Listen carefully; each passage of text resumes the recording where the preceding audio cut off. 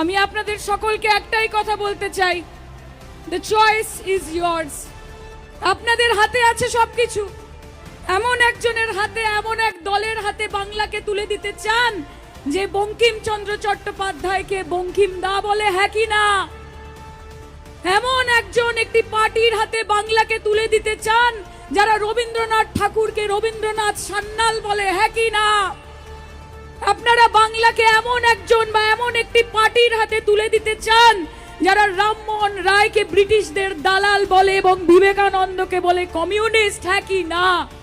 কাজে যদি প্রতিরোধ করতে হয় তাহলে প্রতিবাদ করতে হবে, আর যদি প্রতিবাদ করতে হয় তাহলে মমতাদির সাথে এবং অভিষেক দার সাথে কাঁধে কাঁধ মিলিয়ে চলতে হবে। মাথায় রাখবেন, এই বাংলার মাটি, এই বাঙালি জাতি, তাদের কাজ কোনো দিল্লির বাবুর বুটের কালি হওয়া নয়।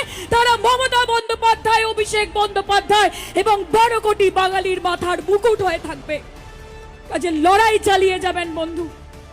এই লড়াইয়ের নেত্রীর নাম মমতা বন্দ্যোপাধ্যায়, এই লড়াইয়ের নেতার নাম অভিষেক বন্দ্যোপাধ্যায়। এবং 2026-এ ফাটাফাটি খেলা হবে, 2026-এ বুক বাজিয়ে খেলা হবে, 2026-এ হাত গুটিয়ে খেলা হবে। হবে তো?